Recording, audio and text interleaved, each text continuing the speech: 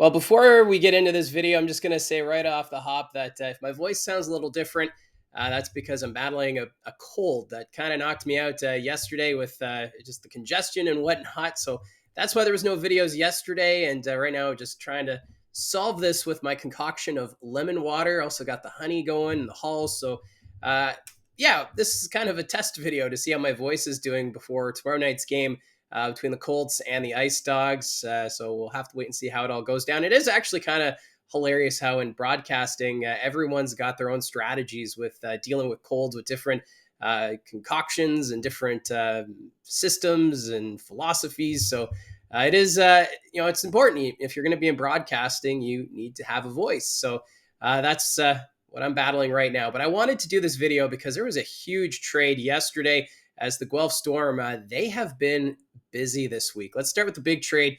They sent Cam Allen, the Washington Capitals prospect, to the London Knights for Noah Jenkin, along with a handful of draft picks. That includes 2 second-round picks in 2026, one belonging to North Bay and the other to the Niagara IceDogs. So a real good haul here for the Guelph Storm, who are right now at the bottom of the Western Conference standings.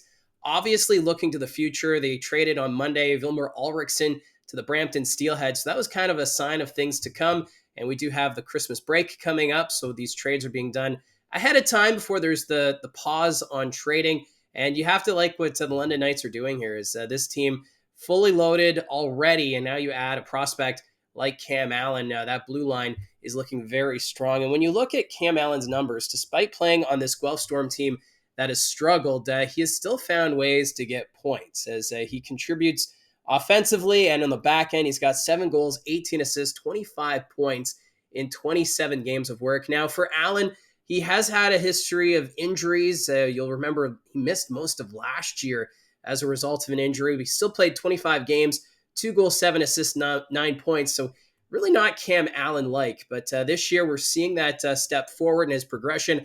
And I think he's going to fit in nicely with this London Knights defense, which is pretty stacked when you look at it. They've got Henry Brustevich, Sam Dickinson. You have Jared Woolley, Oliver Bonk. Even PJ Fagan has looked really good at times. As this London Knights defense, it's one of the strongest in the Ontario Hockey League. I know I was asked the question who I thought had the best defense not too long ago. I was saying the Barrie Colts. I feel like the Colts have some great defensive depth.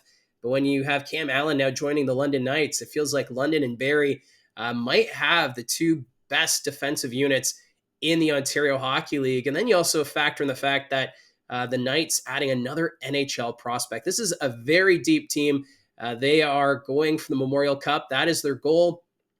Of course, last year it fell short against the Saginaw Spirit. So we'll see what happens this time around. Cam Allen is probably going to be in the top 4 for defense for this London Knights team going forward.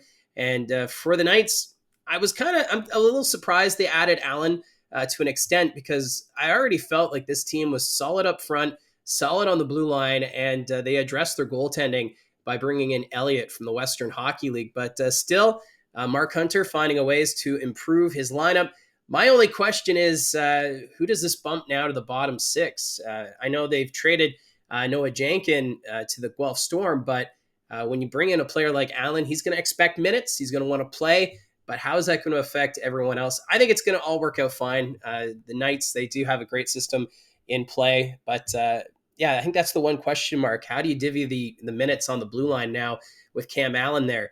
As for Noah Jenkin, he's a young defenseman heading off to the Guelph Storm. He appeared in just 7 games last year, no points. This season, 30 games with the Knights, 7 assists. So he's more of that stay-at-home kind of defenseman. He's not going to lead a rush coming out of the Guelph zone and whatnot. So I think he's going to be a good factor. He's going to get more ice time, I believe, with this Guelph Storm team. He was a 4th-round pick of the London Knights in the 2024 OHL priority selection. So I do think this is a good pickup for the Storm, as like I said, they are looking to the future with this team. Now, the Storm, they weren't done there, as they also did a trade with the Kitchener Rangers. The Storm acquiring Justin Bottineau for a 5th-round pick in the 2028 OHL priority selection. Bottineau, he's been playing third-line minutes for the most part this season. He hasn't really had his stride right now with finding the back of the net. 29 games this season, 4 goals, 5 assists, 9 points. He is a +2. But Bottineau, he'll fit in nicely, I think, with this Guelph Storm team. Maybe second line minutes as opposed to the third line, like he was seeing with the Kitchener Rangers. The only thing that really surprises me is how excuse me, see, that's where the Colts coming in. The thing that surprised me is how Guelph is trading with division rivals, because really London, Kitchener, pretty big Midwest division rivals with the Guelph Storm, but George Burnett looking past that and seeing that they're getting a ton of assets back with draft picks. You're also getting younger talent with Jenkin and now Justin Bottineau, who is a 2006 born player. So you'll get at least an extra year out of Bottineau, unless he plays an OA season. So potentially 2 seasons with Justin Bottineau. So the Guelph Storm looking to the future, and we'll see what's in store next, because now everyone's going to look to Jet Luchenko and whether or not the Guelph Storm will move him before the OHL trade deadline, which is January 10th. Luchenko, a Philadelphia Flyers prospect. The question is, will he be back in the OHL next year? So that's the big if with the Guelph Storm, and they're going to cash in, I think, pretty good with Jet Luchenko. Does he end up with the London Knights? Does he go to the Eastern Conference? I've been hearing rumblings about Niagara, potentially Brampton, Oshawa, even the Barrie Colts. They've been tied in with some of the rumors with Jet Luchenko. So that's going to be the next player to watch as this Guelph Storm looks towards the future. Now, a really cool signing happened yesterday. The Winnipeg Jets, they have signed Kevin He to an NHL entry-level contract.